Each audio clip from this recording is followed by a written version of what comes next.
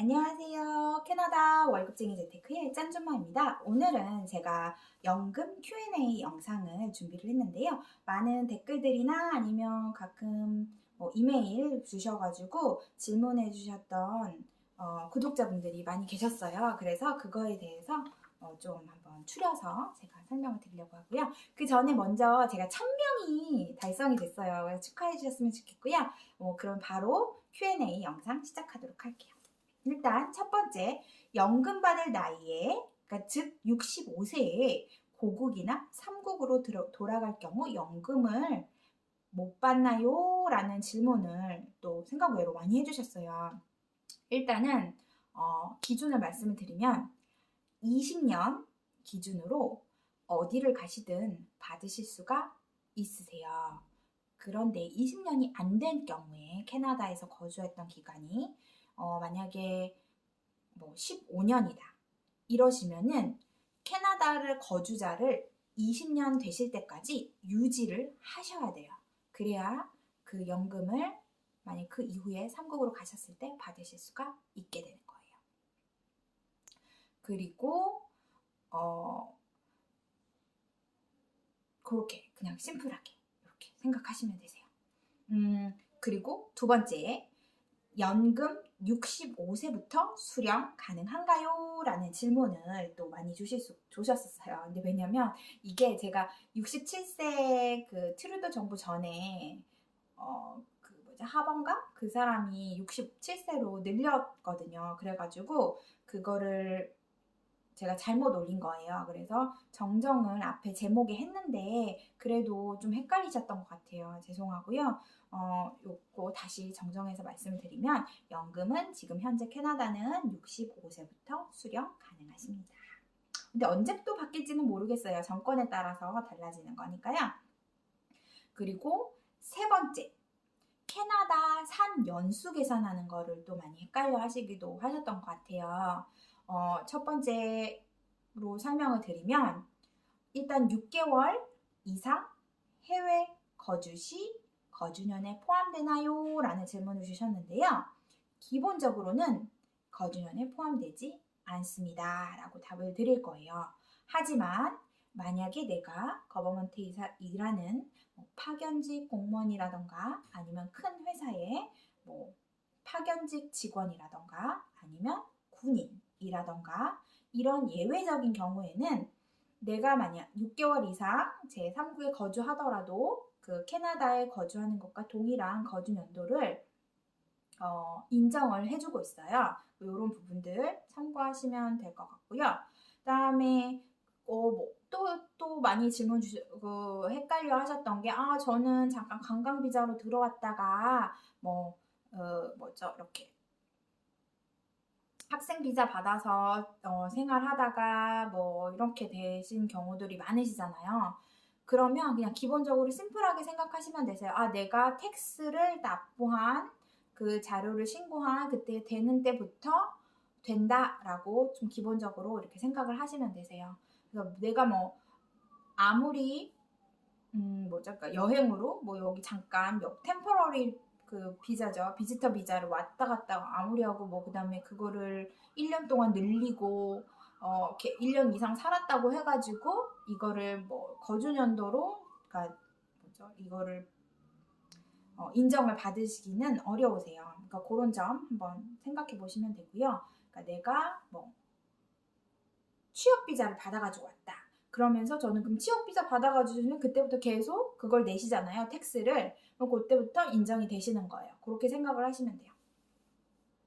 그래서 그다음에 또 다른 질문으로는 이게 굉장히 좀 헷갈리는 부분이에요.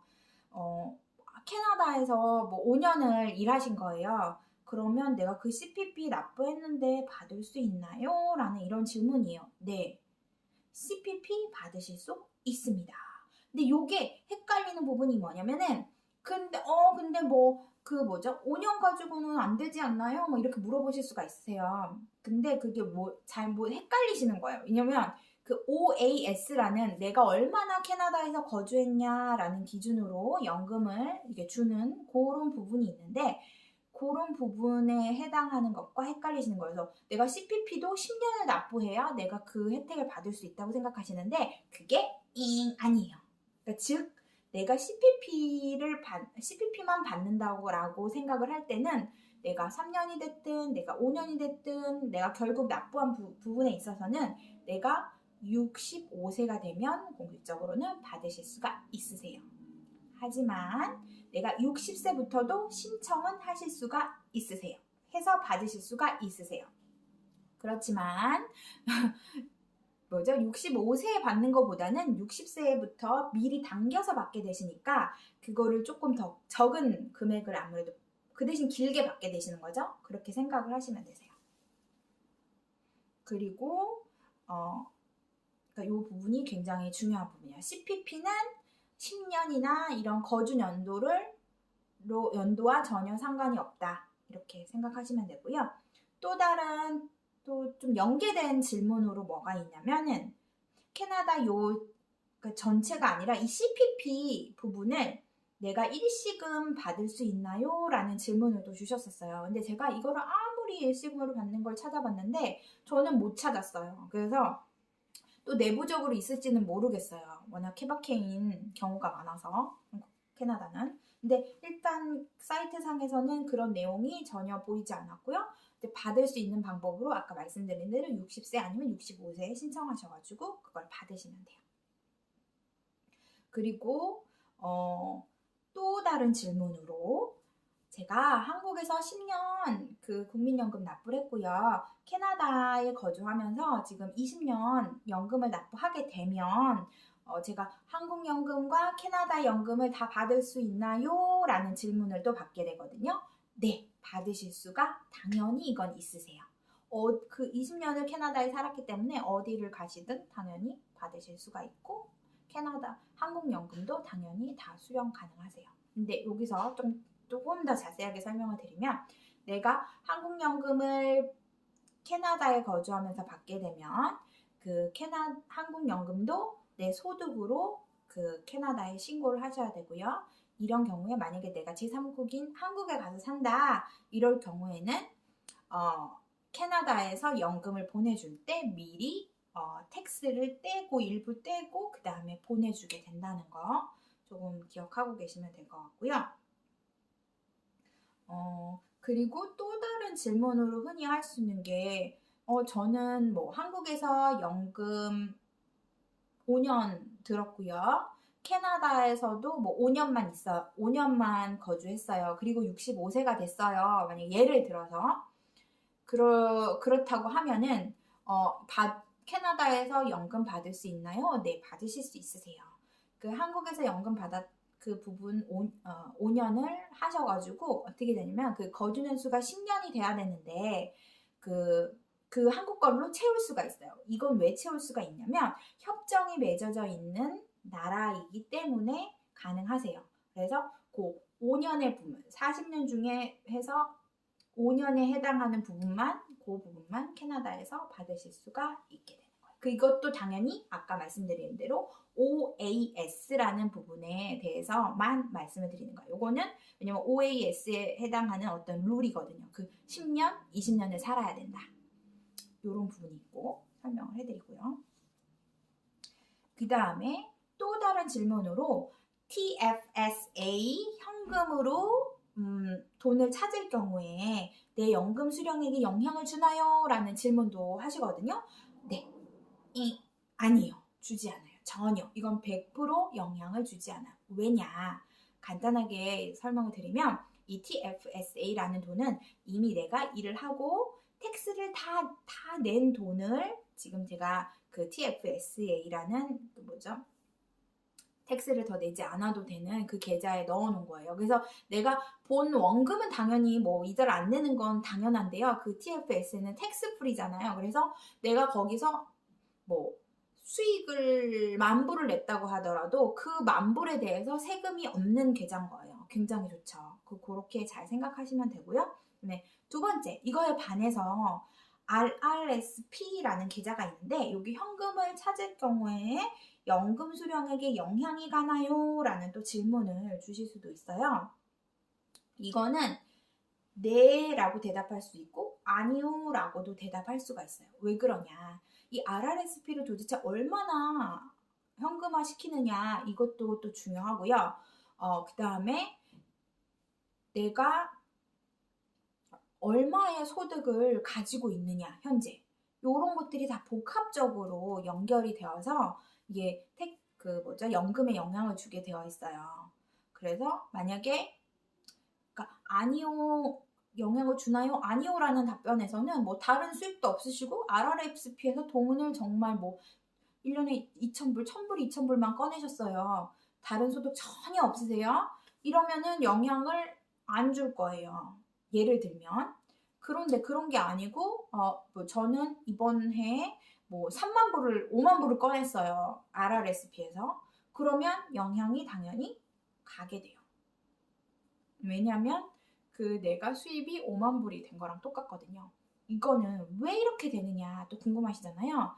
이 RRSP라는 거는 제가 세금을 내지 않은 돈을 RRSP로 옮겨서 넣어놨다고 생각을 하시면 돼요. 그러니까 내가 이 돈을 찾을 때마다 그만큼의 텍스를 내야 하는 돈이 되는 거예요. 그래서 그렇게 생각하시면 되고요.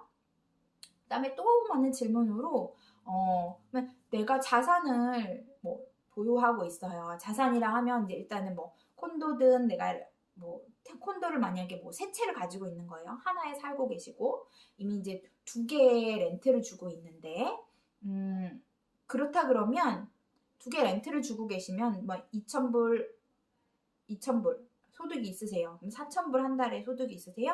그러면은 이거는 영향이 가게 되세요. 영향이 가게 되세요. 그러니까 그리고 이게 또 뭐 렌트를 주는데 뭐 얼마 안 돼요. 뭐 말하자면 1,000불도 안 돼요. 한 집 했는데 만약에 예를 들면 그러면은 그 영향이 안 갈 수도 있어요. 다른 수입도 전혀 없고 이 렌트 수입만 있는 경우에는 영향이 또 거의 안 갈 수 있어요. 아니면 굉장히 미미하거나. 그렇기 때문에 이것도 상황마다 달라요. 그런데 그럼 나는 이 지금 세 채를 갖고 있지만 다 비어 있어요. 이거는 렌트 아예 주지도 않고 있고 그냥 여기만 살고 있어요. 이런 경우에는 영향이 없죠. 그러니까는 연금에 전혀 영향을 주지를 않아요. 그러니까 이런 점을 생각하시면 되고요. 그리고 또 다른 하나로는 이제 배우자분들이 중간에 뭐 사망하시는 경우가 생기잖아요. 그럴 때는 60세가 넘게 되시면은 그 돈을 배우자 거를 내가 당겨서 좀 받으실 수가 있어요. 그렇게 받으시다가 일단 그 다음에 내가 65세가 되면 이제 나에 해당하는 것과 그 배우자분에 해당하는 것까지 해서 다 계산을 해가지고 이제 뭐 다 해서 다 또 더블로 주고 이런 게 아니에요. 이런 개념이라고 생각하시면 안 되고 어쨌든 그게 종합적으로 계산해서 내가 못 받는 금액도 생기고 뭐 이렇게 되면서 그 일정 금액을 아마 받게 되실 거예요. 그런 부분이 있다는 거 얘기를 드리고 제가 또 그런 부분들을 조금 신청할 수 있는 그거나 이런 거를 유튜브를 만들어 놨어요. 그러니까 한번 보시면 될 것 같고요. 그리고 제가 이거 연금이나 이런 거에 대해서만 사실은 많이 그 유튜브에서 얘기를 했기 때문에 하긴 하는데 그거 말고 그러니까 캐나다 정부에서는 어쨌든 뭐 먹고 살게 해주는 거예요. 그래서 월페어라는 것도 있고요. 가난하거나 어렵거나 이럴 경우에 이제 저소득층을 위해서 지원하는 이런 서비스들도 있고요. 그 다음에 어떤 렌트 비를 저렴하게 할 수 있는 이런 것도 이제 서비스도 제공을 하고요. 근데 이런 것들은 금방금방 들어갈 수 있는 건 사실 아니에요. 그러니까는 좀 미리 해서 한참 오랫동안 기다리시면 그래도 결국에는 혜택이 돌아오시게 되는 거니까 미리 해놓으시면 좋고요. 그 다음에 네. 일단은 기본적으로 지금 다 설명을 드린 것 같아요. 근데 또 궁금하시거나 이건 아닌 것 같은데? 라는 이런 또 의문이 생기실 수가 있어요. 그러면 그때 또 밑에 댓글 달아서 설명해 주시면 그러니까 댓글 달아주시면 제가 그거에 답변 또 달아드릴게요. 그리고 그러니까 3, 40대 분들한테는 개인적으로 이런 어떤 연금에 대한 전체적인 플랜을 이해하면서 나의 미래를 어떻게 설계를 할지, 플랜을 어떻게 할지 도움을 받으셨으면 좋겠고요. 그다음에 이미 받고 계신 분들이 계시다면 그런 정보들을 좀 많이 나누어 주셨으면 좋겠어요. 댓글로. 그리고 정보를 나눠주실 때는 어떤 날선 댓글보다는 좀 더 친절하고 정보를 제공하는 어떤 이런 좀 선진화된 그런 댓글로 이렇게 같이 보듬어져서 잘 이루어졌으면 좋겠고요. 일단 많은 도움이 됐다면 좋아요와 구독 부탁드릴게요. 감사합니다.